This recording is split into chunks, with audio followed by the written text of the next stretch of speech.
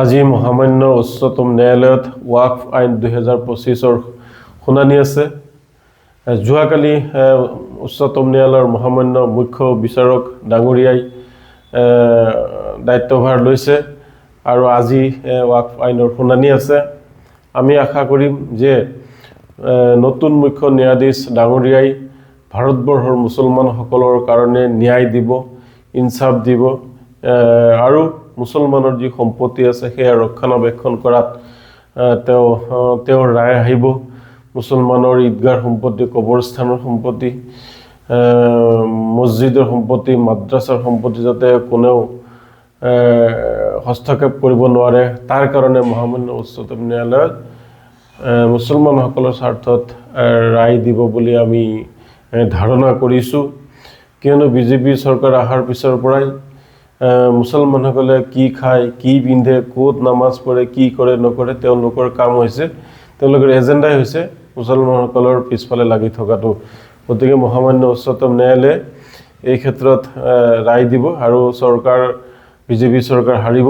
ইয়াতে আজি ন্যায় জয় হ'ব, মুছলমানসকলৰ জয় হ'ব। আৰু অতি দুৰ্ভাগ্যৰ কথা যে যিটো সময়ত ৱাকফ আইনক লৈ মহামান্য উচ্চতম ন্যায়ালয়ত গোচৰ চলি আছে, সেইটো সময়ত উত্তৰ প্ৰদেশ আৰু মধ্যপ্ৰদেশত ৱাকফ সম্পত্তিত কিছুমান দৰগাহ, ঈদগাহ, মছজিদ, মাদ্ৰাছা আছিল। তাতে বিজেপি চৰকাৰে বুলডোজাৰ চলাই ভাঙি তছনছ কৰা দেখিবলৈ পোৱা গৈছে। গতিকে এই ঘটনাটো গৰিহণা দিছোঁ। এইবোৰ কৰাটো বৰ অন্যায় হৈছে, বেআইনী হৈছে। কিয়নো যিহেতু এই বিষয়টো লৈ মহামান্য উচ্চতম ন্যায়ালয়ৰ বিচাৰাধীন হৈ আছে, সেই সময়ত বিজেপি চৰকাৰে যি সাম্প্ৰদায়িকতাৰ নিদৰ্শন দাঙি ধৰিলে, তেওঁলোক যে চূড়ান্ত সাম্প্ৰদায়িক তাৰ অন্যতম জ্বলন্ত উদাহৰণ। আজি মহামান্য উচ্চতম ন্যায়ালয়ত ৱাকফ আইন 2025 শুনানি আছে। যোৱাকালি উচ্চতম ন্যায়ালয়ৰ মহামান্য মুখ্য বিচাৰক ডাঙৰীয়াই দায়িত্বভাৰ লৈছে আৰু আজি ৱাকফ আইনৰ শুনানি আছে।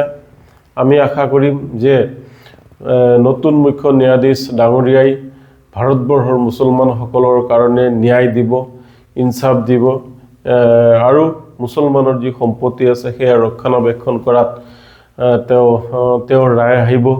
মুছলমানৰ ঈদগাহ সম্পত্তি, কবৰস্থানৰ সম্পত্তি, মছজিদৰ সম্পত্তি, মাদ্ৰাছাৰ সম্পত্তি যাতে কোনেও হস্তক্ষেপ কৰিব নোৱাৰে, তাৰ কাৰণে মহামান্য উচ্চতম ন্যায়ালয়ত মুছলমানসকলৰ স্বাৰ্থত ৰায় দিব বুলি আমি ধাৰণা কৰিছোঁ।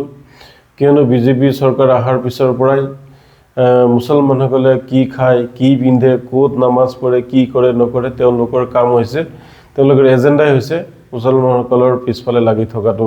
গতিকে মহামান্য উচ্চতম ন্যায়ালয়ে এই ক্ষেত্ৰত ৰায় দিব আৰু বিজেপি চৰকাৰ হাৰিব। ইয়াতে আজি ন্যায় জয় হ'ব, মুছলমানসকলৰ জয় হ'ব।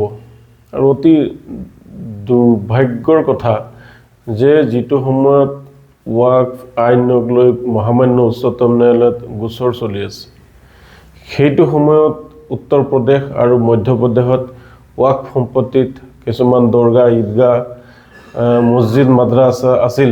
তাতে বিজেপি চৰকাৰে বুলডোজাৰ চলাই ভাঙি তছনছ কৰা দেখিবলৈ পোৱা গৈছে। গতিকে এই ঘটনাটো গৰিহণা দিছোঁ।